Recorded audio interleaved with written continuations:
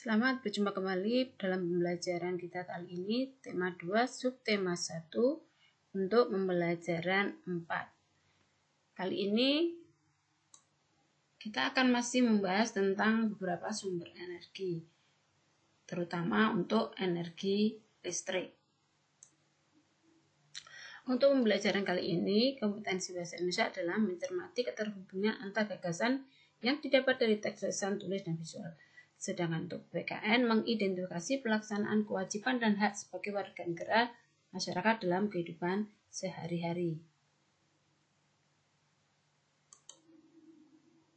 Energi listrik merupakan salah satu sumber energi yang banyak kita gunakan, terutama digunakan manusia dalam kehidupan sehari-hari untuk membantu aktivitas kita. Anak-anakku, mari kita perhatikan gambar berikut.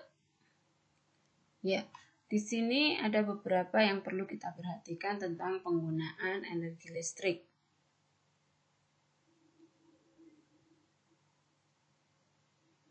Penggunaan energi listrik dalam kehidupan kita sehari-hari banyak bisa kita perhatikan di sini untuk menyalakan televisi, untuk menyalakan kulkas, untuk menyalakan AC. Dengan energi listrik sering digunakan sebagai energi untuk menyalakan televisi, lampu, kulkas, AC, bahkan beberapa merupakan sumber energi yang dapat membantu kita melakukan aktivitas sehari-hari. Dengan adanya energi listrik, kita dapat menyalakan berbagai peralatan elektronik di rumah kita. Kita memang berhak mendapatkan energi listrik, tapi kewajiban kita adalah menghemat penggunaannya. Mari kita lihat beberapa gambar berikut agar kalian tahu. Di sini kita bisa melihat seorang anak yang sedang tidur, sedangkan televisi, kemudian beberapa laptop dan beberapa mainan masih dalam kondisi menyala. Kita memang berhak untuk menyalakan TV, tapi ada baiknya ketika kita tidur, sebaiknya TV dimatikan demi menghemat energi listrik. Jika TV menyala, otomatis tidak ada yang menonton ketika, sehingga akan terjadi pemborosan energi listrik. Lebih baik jika akan tidur, sebaiknya semua alat listrik, alat elektronik dimatikan. Peralatan listrik yang tidak digunakan juga harus dimatikan. Sehingga begitu sikap kita di dalam memanfaatkan energi sudah bijak dan hemat. Jangan menggunakan energi listrik dengan boros. Dengan demikian kita juga ikut berpartisipasi untuk menghemat energi. Di gambar kedua bisa kita lihat di sini ada sebuah keluarga yang sedang menonton televisi secara bersama-sama. Televisinya hanya satu. Mereka juga mempunyai hak untuk menyalakan televisi, karena dengan melalui televisi ini kita akan bisa mendapatkan informasi, pengetahuan, dan hiburan. Apa perbandingannya ketika kita bisa menonton TV secara bersama-sama dengan keluarga? Yang jelas, ketika menonton televisi bersama keluarga dapat menambah kedekatan antar anggota keluarga, dapat informasi yang benar terhadap siaran TV yang perlu dengan bimbingan orang tua, bahkan di dalam pemanfaatan energi listrik juga akan lebih hemat jika dibandingkan kalau kita di setiap ruangan ada televisi dan masing-masing orang melihat televisi sendiri-sendiri.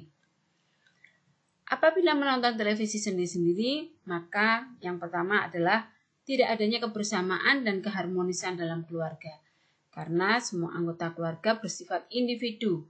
Kemudian dari segi pemanfaatan energi juga terjadi pemborosan listrik. Dari gambar A dan gambar B, kita bisa melihat hal baik yang dapat kita contoh adalah dari gambar B. Karena menonton televisi dapat menambah pengetahuan, hiburan, dan kedekatan antar anggota keluarga. Menonton TV bersama-sama juga lebih hemat energi daripada jika kita menonton televisi sendiri-sendiri.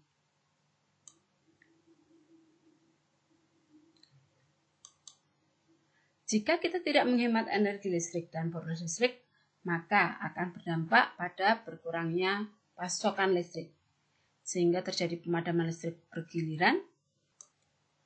Dengan kita menghemat listrik, otomatis kita juga akan menghemat sumber daya alam yang tidak dapat diperbaharui, sehingga kita tidak boros.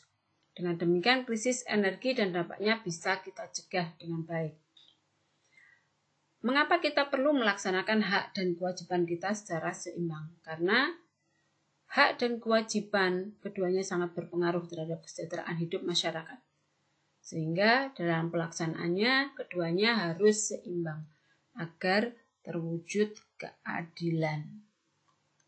Ada beberapa yang bisa kita lakukan untuk menghemat energi listrik. Berikut adalah beberapa contoh yang bisa kita lakukan di rumah ketika menghemat energi listrik yang kita gunakan sehari-hari. Yang pertama, menggunakan peralatan rumah tangga yang sifatnya hemat energi dan peralatan yang ramah lingkungan. Mematikan alat elektronik, air, komputer, dan sebagainya jika sudah tidak digunakan, dan menggunakan setrika listrik sesuai dengan kebutuhan. Menggunakan lampu hemat energi, namun memiliki cahaya yang cukup terang, contohnya adalah seperti pada lampu LED. Tidak membiasakan diri berperilaku boros, sehingga menggunakan listrik sesuai dengan kebutuhan secara bergantian dan tidak berlebihan dalam menggunakannya. Berikutnya, mematikan lampu dan peralatan elektronik saat tidur, sehingga kita juga ikut menghemat sumber energi listrik. Tugasmu adalah menceritakan pengalamanmu menggunakan listrik di rumah. Apa saja hak yang sudah kamu terima berkenaan atau berkaitan dengan penggunaan energi listrik. Kemudian, apa kewajibanmu terhadap penggunaan sumber energi listrik yang harus kamu lakukan. Itu saja. Selamat belajar. Karena belajar di mana saja, bisa kapan saja, dan dengan siapa saja. Tetap semangat, jaga kesehatan, jaga diri baik-baik, dan selalu patuhi pesan dari orang tua.